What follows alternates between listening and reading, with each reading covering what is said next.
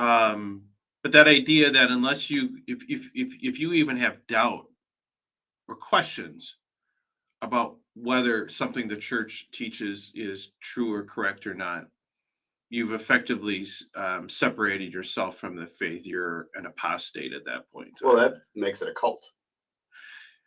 They'll say, yeah, that's fine. It's just the right cult. Yeah, it's the right one, right?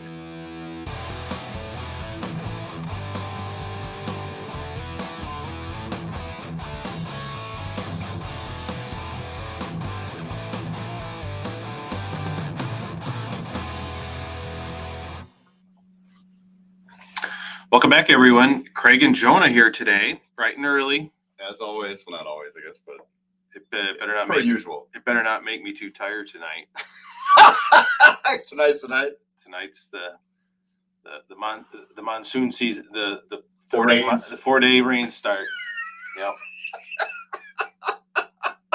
Dry land shall produce abundant harvest again. Well, that's a good feeling. I'm always very skeptical these days. Mm-hmm. So I asked her last night. So tomorrow night I thought maybe she would cut me some slack. Nope. Mm-hmm. So, but she's like, but our biggest battle is always the 2-year-old. I tell you, that 2-year-old is, whew. I can get all the other kids to be sleeping, and if she gets a short nap during the day, she howls. She was up. I think I finally gave up about 11 o'clock. Oh man! And she's like, well, you won't outlast this one already. She said, I can see you yawning. I said, I'll find a way. There's one thing I'll stay up for. Yep. This. But no. So anyway, had to tap out, huh? Yeah, I had to go to bed and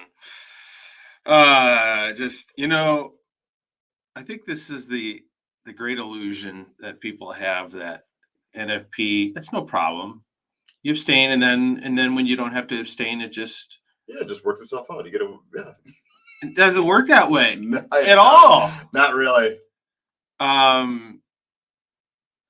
mean, somehow it manages to work out, but I tell you, I have a high level of stress on days like this. Where you need everything to align. Yeah, I'm just like, I've waited this long. Mm-hmm.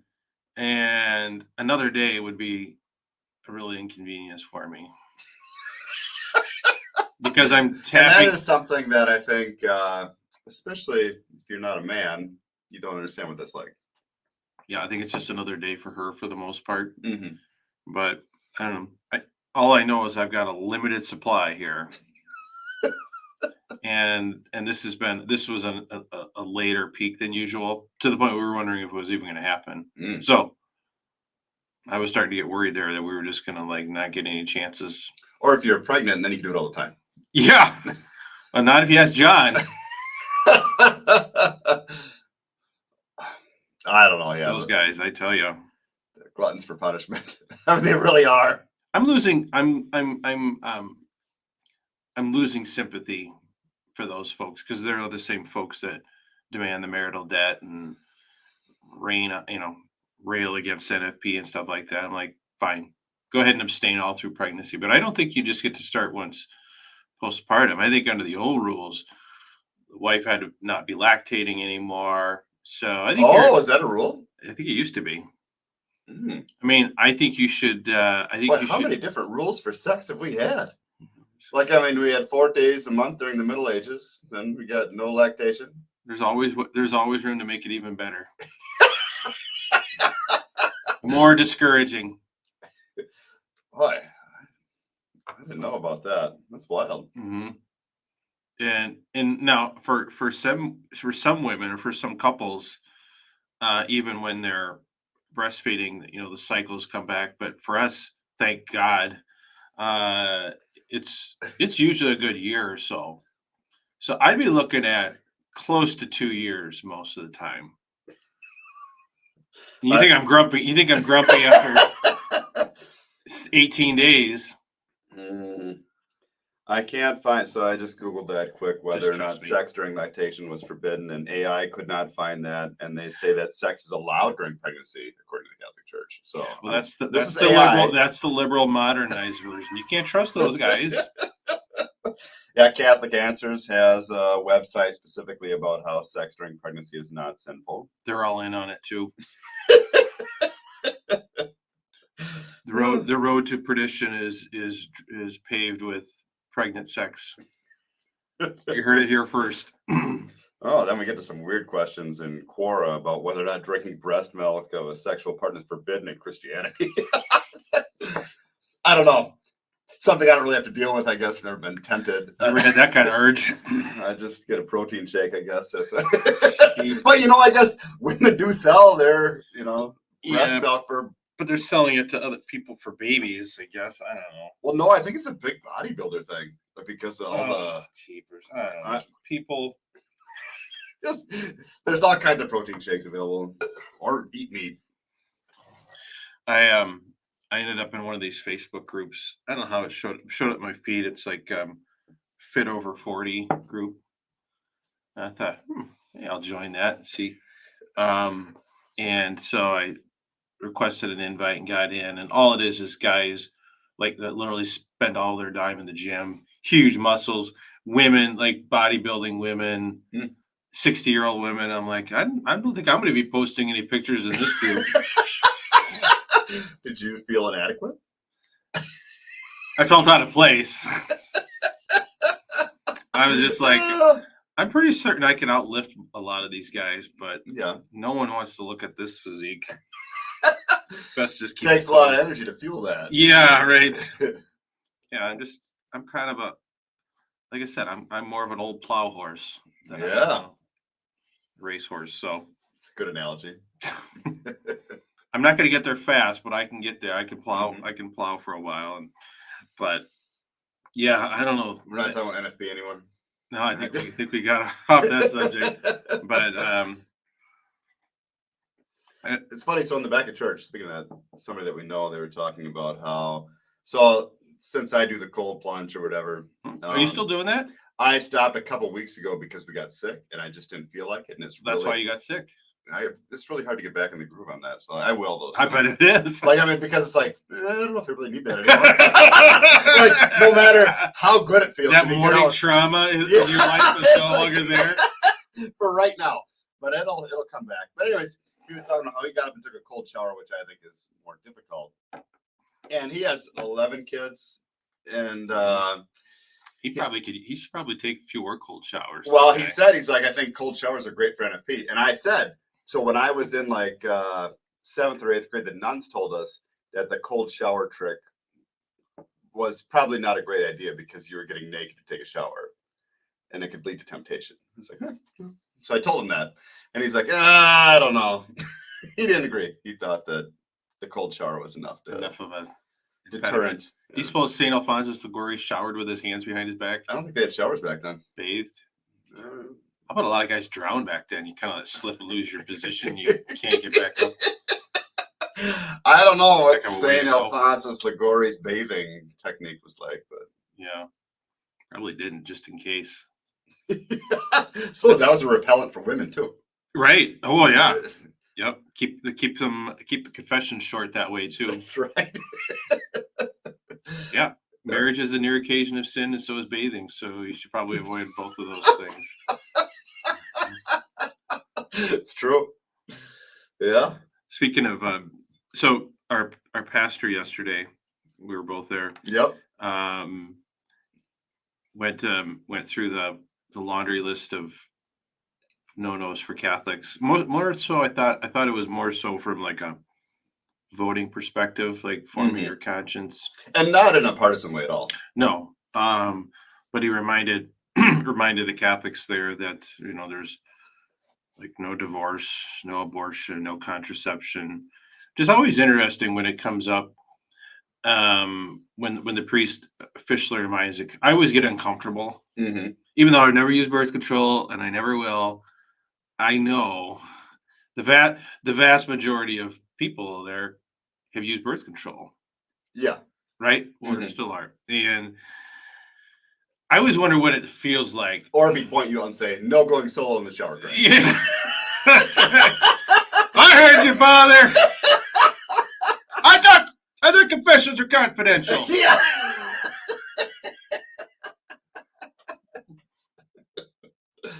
So he, I don't know. I always get a little uncomfortable there, in part because, well, this is the part that I don't want to say bothered me, but caught my attention. It was something to the effect that because we know all of the ills and bad things that happen as a result of those things. Mm-hmm. And so divorce, that's easy to see for the most part. Yeah. I know I was kind of looking over. I was looking over there. I know there's one lady in our parish. I think she tends to go to another mass. She was married early on in life and then divorced. I think she had a bad marriage. I think she married young, had a bad marriage, remarried at an early age, probably away from the faith or something like that. And then basically had a normal marriage and kids and all that. And she's I don't know if she's in her 70s. She's probably late 60s for sure. Faithfully attends mass, never goes to communion because. Oh, really? Because yeah, she's. I have no idea who you're talking about. Okay, well. Never paid attention, I guess. I don't. My wife reminds me of these things. I've observed. Just like in the garden, it was it's the woman that notices things like the that. Women tended to pay more attention to these things than the guys. Sorry, ladies. Tired wife will back me up here. She will. But she's in that irregular marriage, I guess, if you will, and she's does with the church. So that's the kind of thing that Francis is talking about as far as maybe fixing that. Well, yeah, I don't know the whole history, but that situation has always been bothersome to me in that, I don't know. So she's just waiting for that guy to die before she can go to community again. I guess. Like that's really what it is. You're right. I applaud her determination. Mm-hmm. She hasn't left her faith. She hasn't left her husband. Yeah, should she kick him to the curb after all these years? Yeah, I don't know. I think that she's a very sweet, pious person, and she would have heard that. She would have heard that sermon at the other mass. So I don't know. She's someone that is, I think probably made some mistakes early on. Maybe, like I said, the first marriage may have been a mistake, or I don't know. But she's basically lived her. Maybe her coming back to the faith was a later thing. I don't know. I didn't know her until within the last 10 years or so. Mm-hmm. There's really no, you can't forget. There's no forgiveness, quote unquote, for that sin, right? Like remarriage. Like now you're in it, and I totally understand how people are in that dilemma, especially if you either get married or remarried when a time when you're kind of away from your faith a little bit, and then you come back, you're like, okay, now what do I do? Mm-hmm. Yeah, and then people join Protestant churches. I think that's right. Speaking of which, someone in our group posted shared a link to a guy. I just checked out his channel. He's got a big channel, and maybe we'll see if he wants to have a conversation sometime. I think it's Recovering Catholic or something like that is his channel. He's a former Catholic, and I was watching the first few minutes of it, and he said that the number one reason that people leave Catholicism is because of marriage. And I think it was part this very issue, and I think in part all the other stuff that goes with it that we talk about, which he acknowledges very strict. Mm-hmm. And so, and I would agree with that probably. Yeah. Then you get the priest scandals. I think that took. He talked about that too. I'm surprised that didn't bother me more. Maybe it would bother me more now if it happened now. I don't know. And the problem is that I love the Catholic faith. To be honest, I would never leave it. Well, if I even entertain ideas, I'm always like, well, what's the alternative? What am I going to go do instead, right? And it's not like there's some panacea of religious faith out there that doesn't have its own problems, right? Yeah, maybe the Eastern Rite or something like that, but we don't really have those churches around here, so the chance of that happening are slim.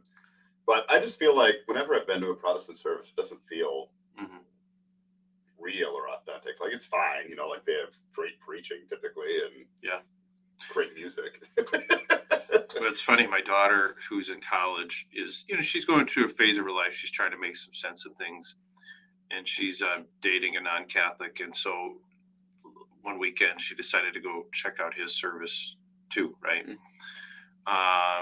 And she came back, she's like, yeah, I definitely like the Catholic stuff better. And maybe it's just comfort level, but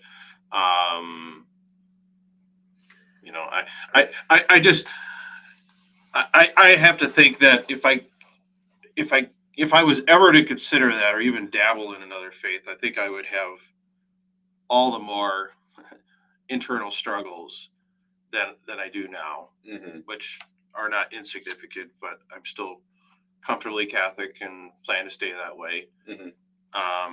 But yeah, I just don't understand how you do it without any kind of confident structure in place to know that you're on the right path. I mean, I think I suspect for a lot of Catholics, former Catholics, there is a moment of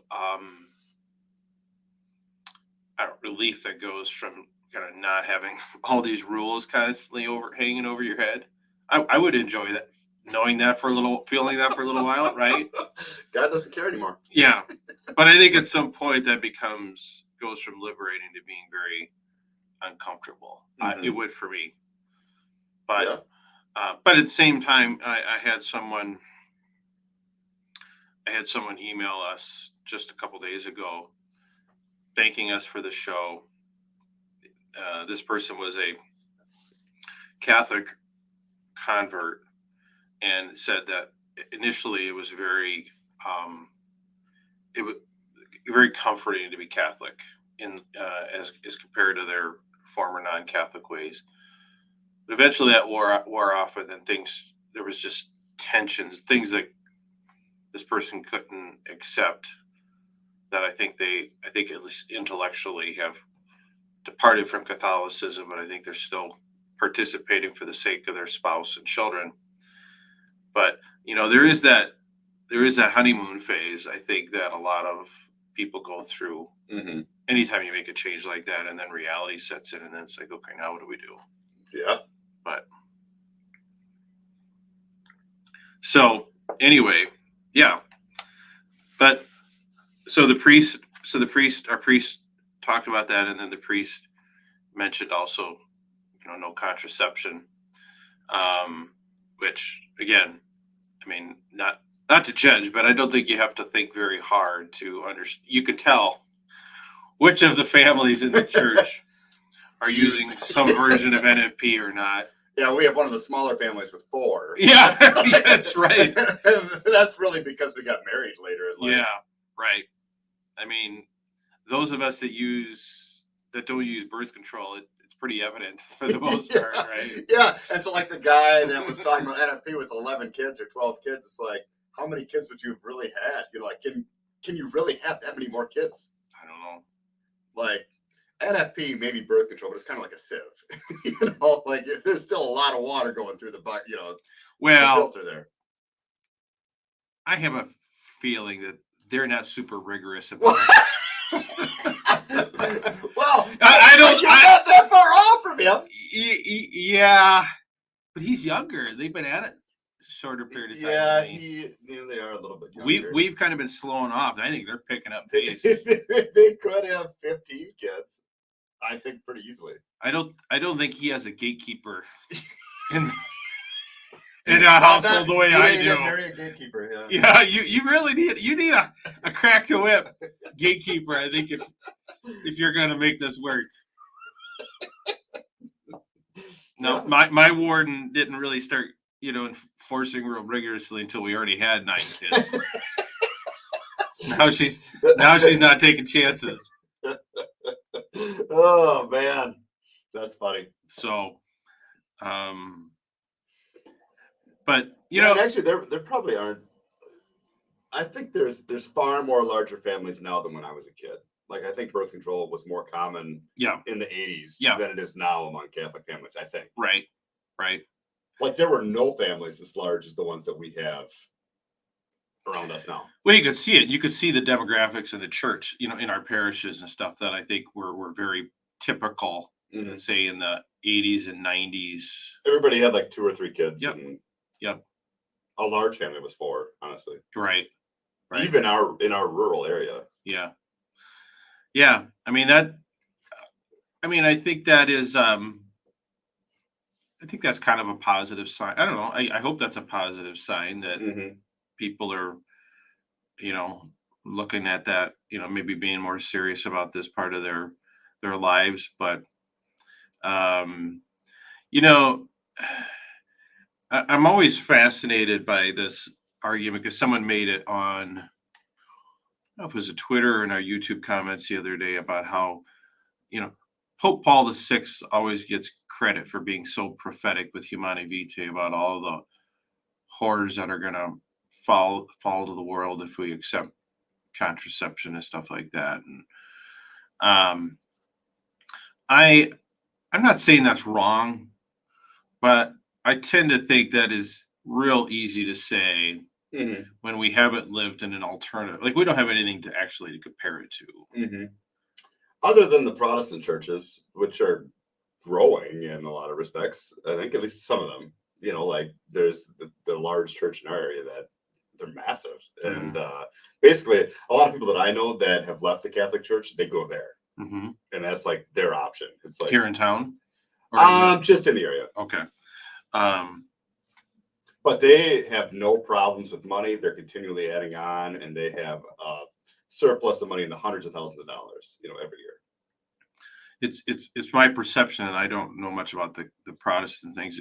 Is it one of those that really emphasizes tithing? I know they do as well. Yep. Okay. So that's their scrupulous thing is money. Yeah. Right. We don't care about the sex, but you give us the money. Tithe at 10%, and the first 10%, Oh, gross. You tithe on gross. Because that's how it was in the Bible, It's the first 10% was the best. The guys that start those churches know what they're doing. Good businessmen. Yeah. But no, like one friend of our family, they had a large family too. I mean, 8 kids, not as big as yours, but slackers. But their kids are going over there, and how old a church is it though? Like, is it a newer? Oh, it's been so. When I was in high school, I dated a girl that went to that church. Okay, and so it's been around at least that long, but it was kind of newer at that time. So that's how long ago I was in high school? Not quite 30 years. 25. I'd be curious what so it's kind of is it kind of a modern non-denominational. It's not like a Lutheran Baptist. Nope. Non-denominational. They have communion once a month. This is 25 years ago. Yeah. But they had great sermons. I actually like really great sermons. I went there sometimes after I went to the Catholic Mass. Right. I always went to check both boxes off. Yep. Well, keep my family happy and the girlfriend happy. And That's right. That's right. Well, I'd be curious what the recidivism rate is in those, or if that is kind of a, if you're getting a lot of, let's say, unhappy Catholics and unhappy Lutherans and unhappy Methodists that want something, but just don't want to go to, I don't know. I mean, I'm guessing that, like you said, other than the tithing thing, there probably isn't a lot of do this or don't do that. So, and they have counselors on staff, like to help people through divorce and like their own issues, mental issues. They also have all kinds of programs every single night of the week. I think I know what church you're talking about. Yeah, it's the base, like a compound. Yeah, the biggest one in the area. But yeah, I know exactly which one you're talking about. Yeah, so they have a lot of different things going on there socially, which is something that the Catholic Church. Catholics get together sometimes for some things, but it's not like there is more of like a social gathering as well on different nights of the week. And they have speakers that they bring, like expensive speakers, but they have tons of money to do that. So That's interesting. Yeah. I mean, I think that is probably the one thing that has kept people, I don't know, in religion longer. That is there is that human desire for community Mm-hmm. and all that we want fulfilled. And I think is beneficial. Like that environment sounds better than the alternative of, say, if you do nothing, like if you just strictly hang out with secular people. Mm-hmm. Um, Definitely. Like, and there is a strong community there. yeah, yeah. Catholics, although my wife and I were talking about after Mass, there was apparently a brunch or something potluck that no one knew about. Well, and that other family had a big party, so Oh, I think people were up really late. oh, okay. Well, my wife and I were. But not many people went to it, right? Yeah, I don't know. I personally feel bad taking my gaggle of kids unplanned without a dish to a potluck. Mm-hmm. We have ran to the store after church to get something to bring it down there. My wife suggested maybe an easier thing would be go grab a box of donuts and bring it back, and we'll all have coffee and juice and donuts and stuff like that. That's the easier thing to do. Did you do that though? No. We're about ideas, not follow through. Unless it involves NFP. Yeah. So there's lots of follow through. So far, we're very focused. She's very focused on Not even a crack in the wall. Not really. I give her credit. But I've been, to my credit, I've been a lot less whiny about it. Doesn't mean I'm super happy about it. Although the other night, I don't know what it was. She was like, I was doing the dishes and stuff like that, and she said, I just thought I was trying to put the moves on or something like that. I'm like, we can't. Like, nothing can happen.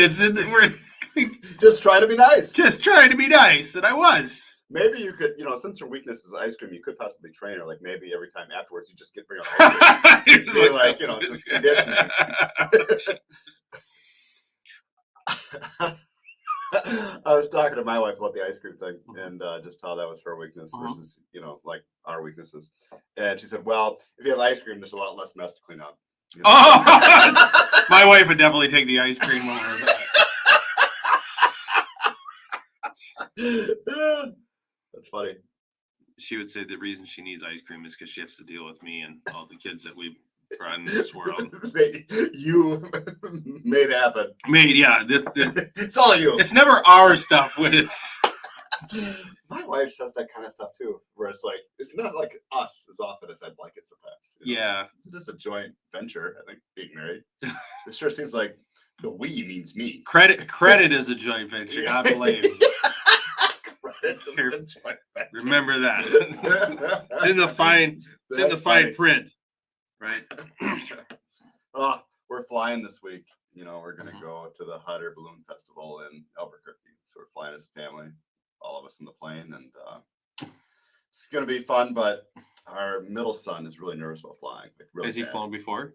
Well, one time we went to this thing one time before, and he's nervous about it. He's worried about the plane crashing and stuff like that. And I just said, that we're in God's hands always, and He's going to look out for us, and there's nothing to worry about. So just trust that God is going to take care of us. I think that helped a little bit, but it is kind of scary. I mean, we have a much higher chance of dying on the interstate when everybody's screaming in the car, without a doubt.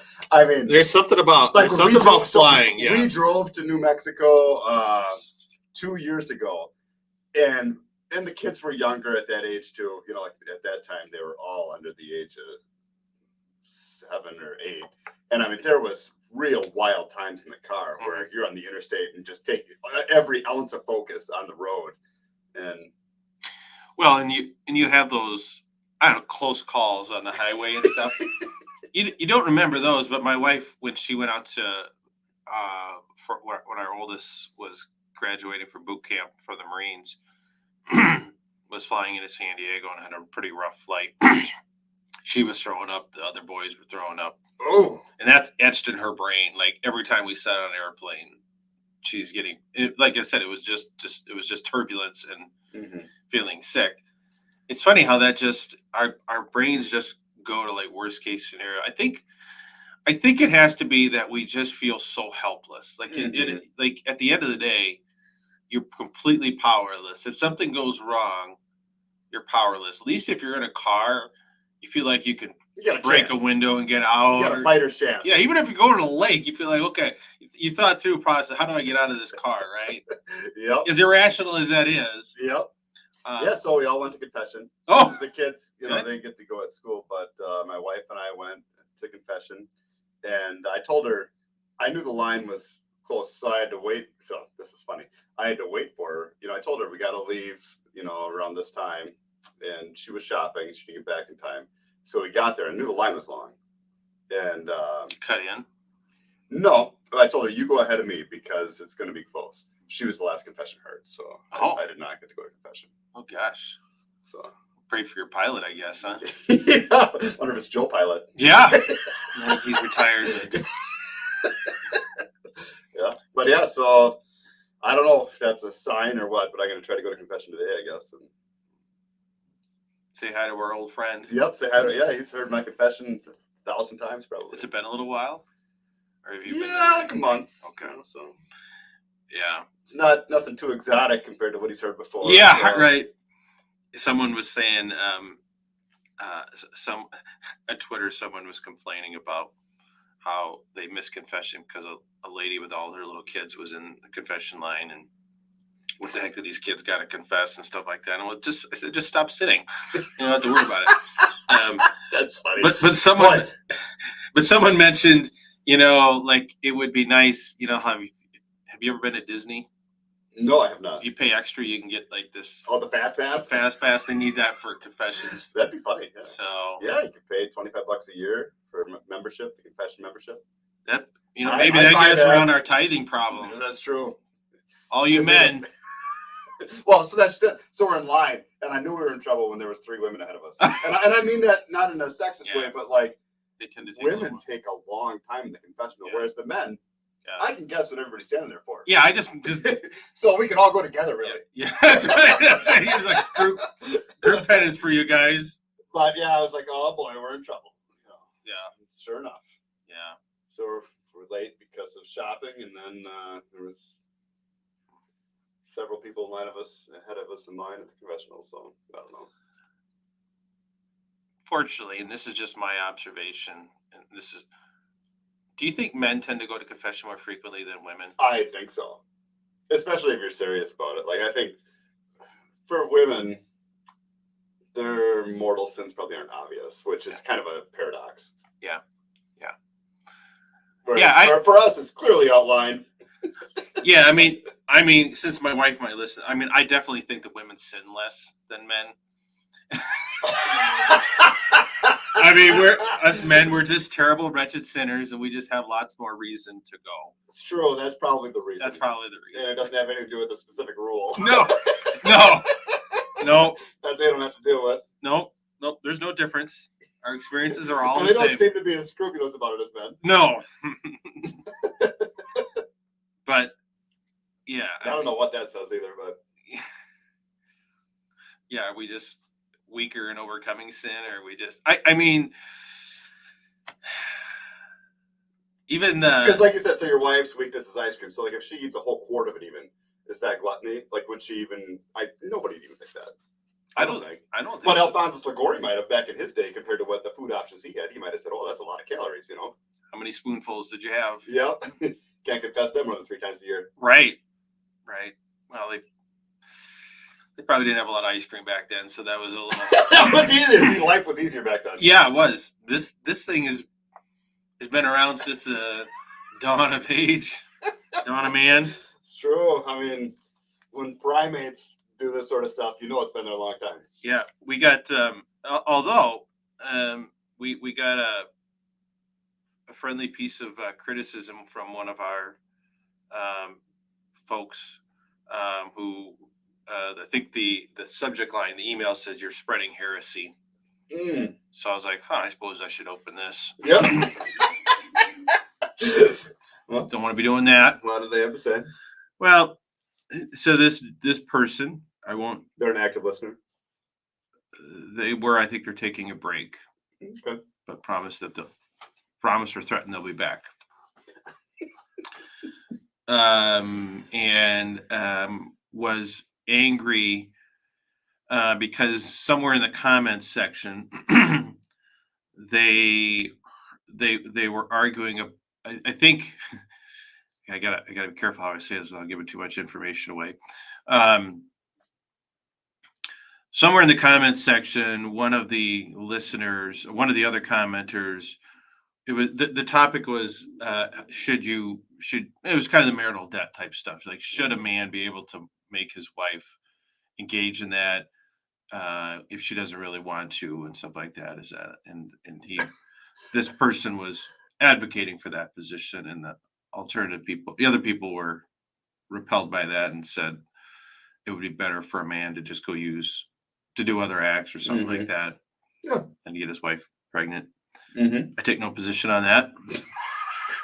Well, I'm going to say there's nothing sexier than marital debt sex. Right. Boy, I'm sure that's just awesome. I just can't even. It's something that I can't really imagine doing. I mean, I'm just thinking of the eyes. The eye contact. Burning. Maybe that's eyes closed. Probably. The best approach. Man, for marital debt sex. Like, she would be burning. She'd be burning. Right through the back of my skull if I did that. Yeah. I don't know. See, that would be an interesting conversation. I'm just imagining all the cupboard doors slamming constantly, all the time. Otherwise, all the time. She won't come out and say she's unhappy about it, but there'll be signs.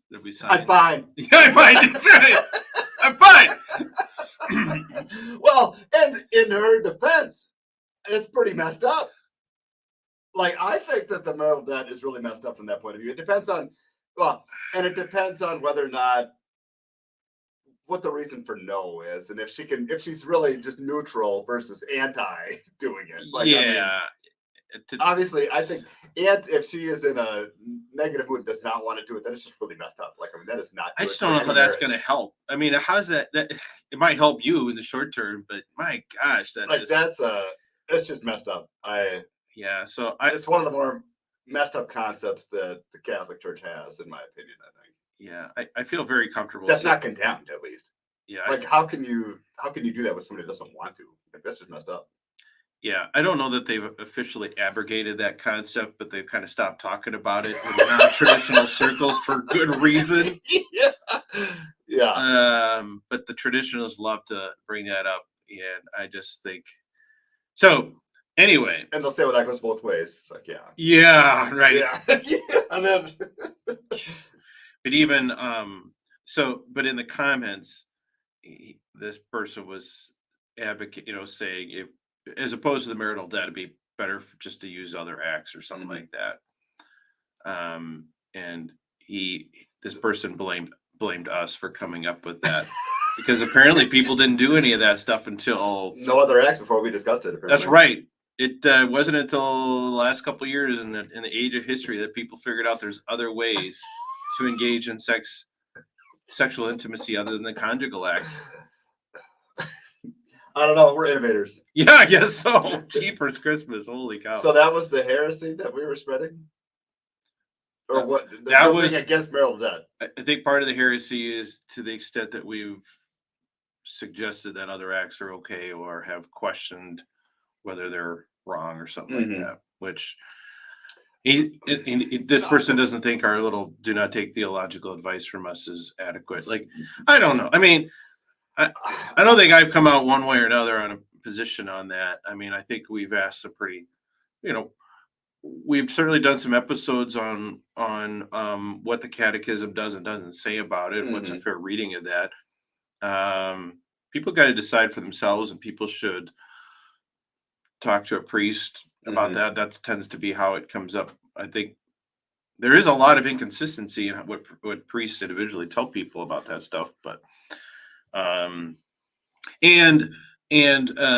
this person was also critical that we've had some people in our comments or guests on the show that I would say are much more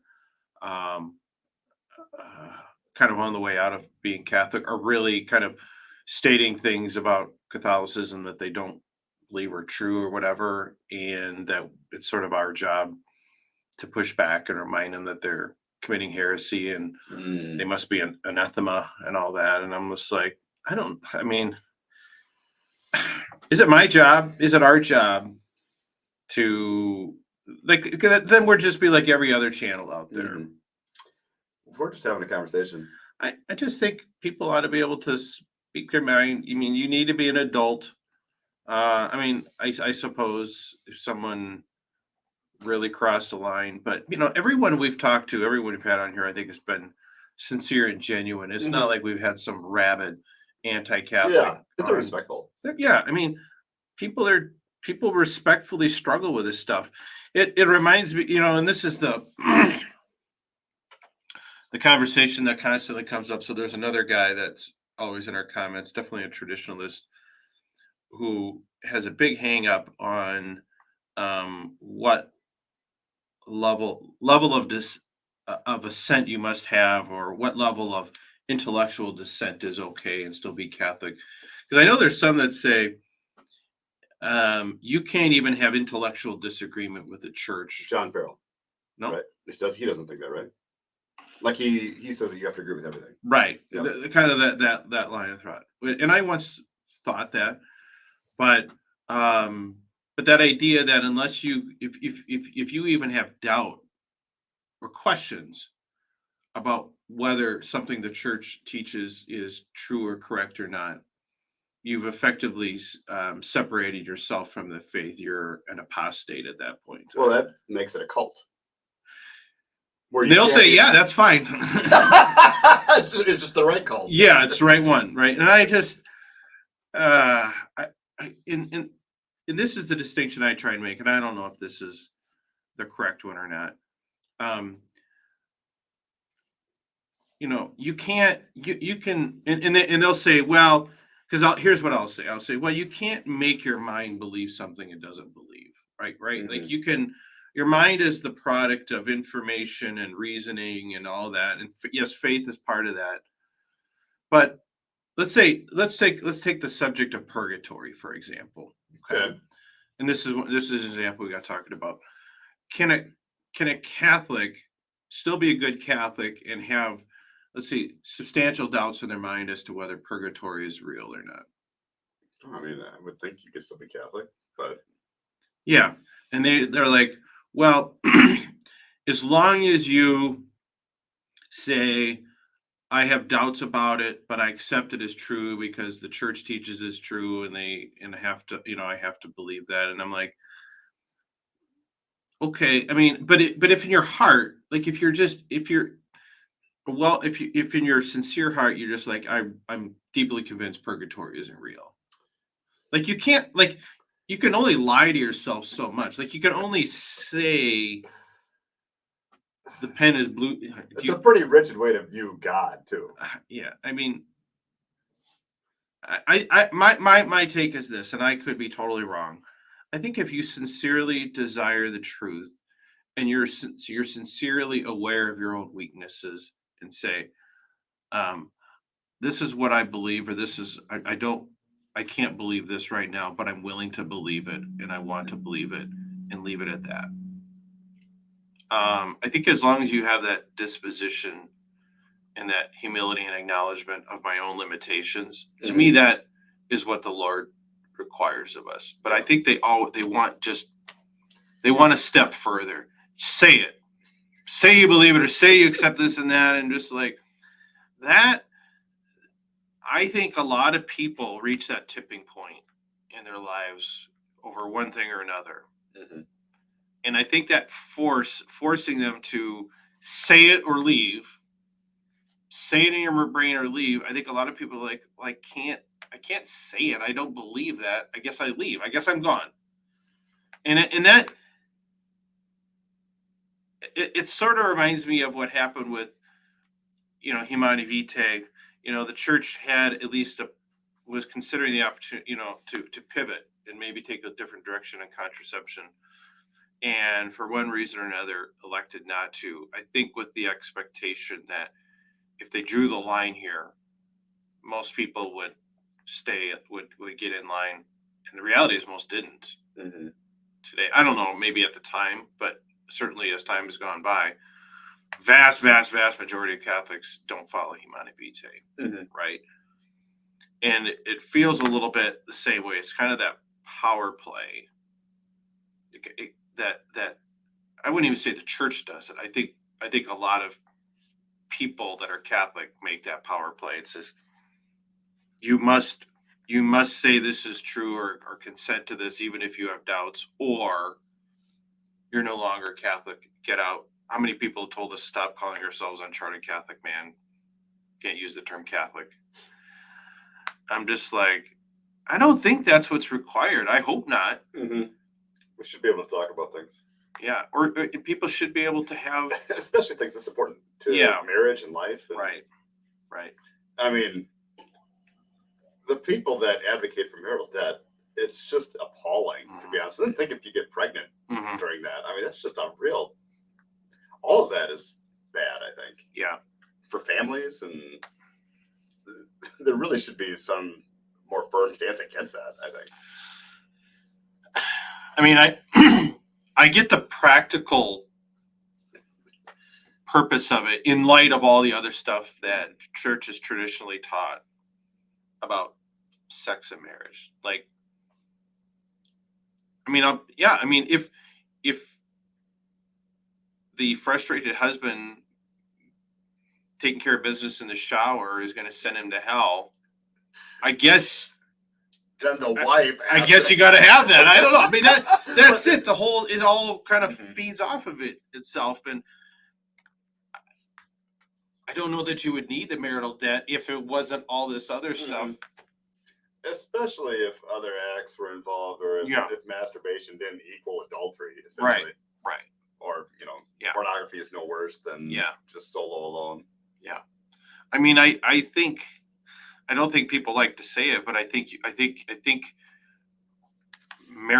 the concept of marital debt is an unavoidable consequence of this very, I don't say rigid, very strict system of sexual morality that traditional Catholicism has had. But it just doesn't feel right to me. Like that. That's your concupiscence speaking. The marital debt is wrong. But that just.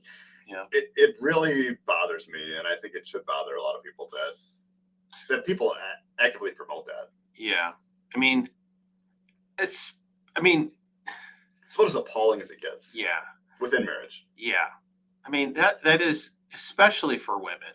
Yeah, that is the most vulnerable thing. Even if you let's say you're not even at risk of getting pregnant. That is the most vulnerable posture and embrace that you can have, and it's degrading, right? To be treated like that, right?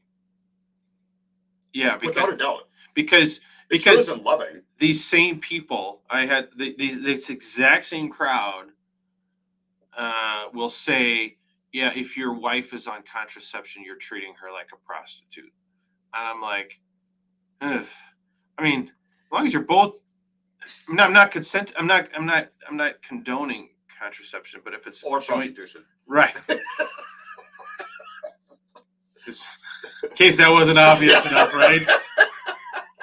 I mean, if assuming it's jointly desired, or at least desired by her, how can that possibly be treating her like a prostitute? And yet the marital debt is not. Like, I don't see. Yeah, the marital debt seems much more like a prostitute. Right.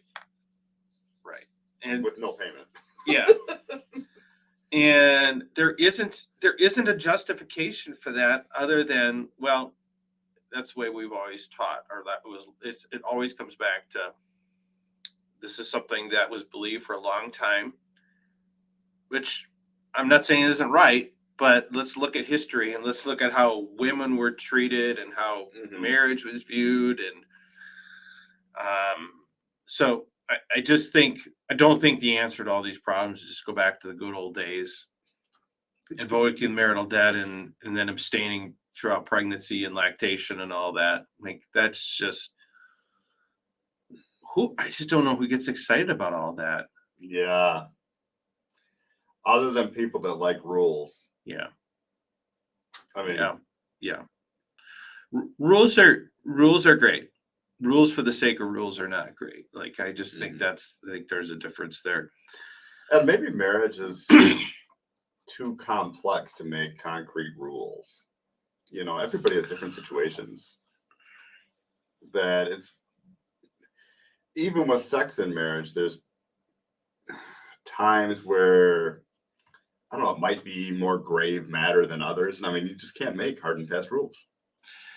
Yeah, I mean, I've long had the suspicion that kind of the hard and fast rules about all this stuff is,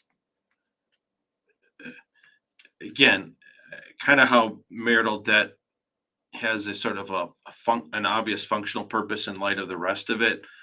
I could see how priests would not want to be constantly bombarded by the unique circumstances of a couple about whether they can use birth control right now, or whether they can use NFP right now, or is this act okay? I mean, it would be a logistical nightmare if that's Maybe, but I think that's how it is in the Eastern Rite or Orthodox churches, where their priests can talk them through situations. But they're married too, I think.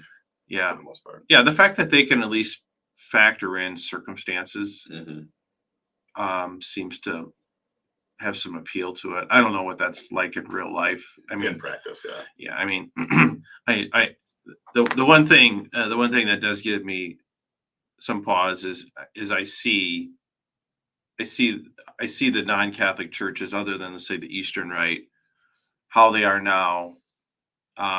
Most of them are a total mess. Oh, really? I mean, I think so. I think most non-Catholic churches are a total mess. The one we were talking about, I think you're going to have pockets of people that are going to congregate in that, but I think if you think the rate of Catholics not practicing is high, I think the rate of Protestants not practicing is super, super high. Yeah. I mean, you go to most Protestant churches, I think you're not going to find the number of kids we have in our church. Well, yeah, it's true. a very, very old demographic. So I don't know. I mean, I think that is the problem, and I think this is where I think the traditionalists, I think their concerns have some merit. Is like, you open the door a little bit, and people will naturally barge through that on this kind of stuff. Which, okay, fine, but I just don't know that threatening hell always, constantly, every little deviation is the only alternative to just complete license. Like, right? It's true. Maybe that's what I'm trying to say. Is Yep. I think that it seems to me that there ought to be some room for the human condition in there, and adequate warnings and all that kind of stuff. Like, be careful, but the level of struggle that people who are trying to be serious about these things, scrupulosity, whatever. I mean, it's a huge constant moral burden if you're trying to be perfectly consistent with all of the traditional teachings on this stuff. I think is, and you're devoting a lot of your energy to that. Yeah, right. And that's where I think somebody emailed us and said that with the ultra traditional people, they know that you can just tell they don't feel comfortable in their own skin. Yeah. And that is a pretty accurate representation. I think there's only one guy that I know that's ultra traditional that I think is just a normal person, but he just enjoys that. He does a good job of hiding it if he is scrupulous. Right. I don't know. I mean, and I think a lot of it does involve sex. Because that affects us, all the time. And you can only do it one way. And I mean, if you do constantly fear God, I think that also weighs on you. Like, I personally tend to trust in God's mercy more than I fear that, I'm going to be sent to hell for everything, and I don't know if that, hopefully that's right. But I mean, I just imagine, let's just imagine this situation. Again, I'm not saying this is what the church says or will say or anything like that. But if the church just said, look, folks, everyone, no sexual activity until you get married. When you get married, uh, be faithful to your spouse. No, Be open to life. no contraception, Mhm. no adultery, no swinging, all that kind of stuff. You need to be true to each other. Um, Beyond that, work it out as a couple. Mhm. Depending on the season of your life, it may not be what you do in the first few years of marriage may not be what you do when you get to be 40s and menopause is coming versus what when you're an empty nester. Use good judgment and prudence, similar to how we tell people to treat alcohol and food and other enjoyments in life. And donating money to the church. I mean, that's all within judgment. Right. Like I just don't understand how that approach wouldn't be workable and an improvement over the traditionalist alternative. Seems very reasonable. Yeah. But we don't make the rules and don't take theological advice. Yeah. I mean, I don't think that's how I know that's not how the church looks at it, but I do wonder why. If we had how risky it would be. Yeah. If we had a chance, if we could just shake up the Etch-a-Sketch here and start over, if we drew it up that way, I just it's not even that big of a change. Right. Would that really be catastrophe?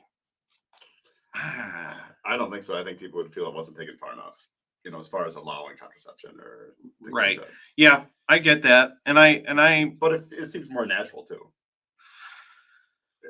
Like you said, NFP is something that only people for the last 150 years could use. And so it makes sense to have a more natural approach to things that even, the early stages of man could understand. I like to think that, because to use the traditionalist idea, moral rules aren't subject to history and, they're the same always. I'm like, okay, I'm okay with that. So if we look at what's a standard that we can apply today that could have applied just as well to people in Adam and Eve and Noah's time and the ancients. Birth control wasn't, they tried, it wasn't for lack of effort, but they didn't have what we have now in terms of reliable contraception, certainly didn't have NFP and stuff like that. So I think, a lot of what we talk about now is a modern problem, but if we were to say, okay, what's an acceptable standard that simple people could apply in their life, regardless of where in history you are, I don't know how this approach would not work. It wouldn't make sense because it would be literally be accessible to everyone. I don't know. Yeah. So it's too reasonable, maybe. Yeah, not enough suffering involved. I think there's enough suffering in marriage, no matter what time period you lived in. Exactly, and I think that's the final point I'll make here. Is it's not like this is, a bed of roses. Well, I guess a bed of roses is sort of a oxymoron, but it's not like it's a cakewalk, right? Like it's you're still going to have difficulties. You're still going to have suffering. You're still going to have, people get sick and whatever. But it's a much more manageable problem. I think a lot of people could find manageable and something they can live out without constant moral scrupulosity or stress and whatever in their marriage. So yeah, no, I agree.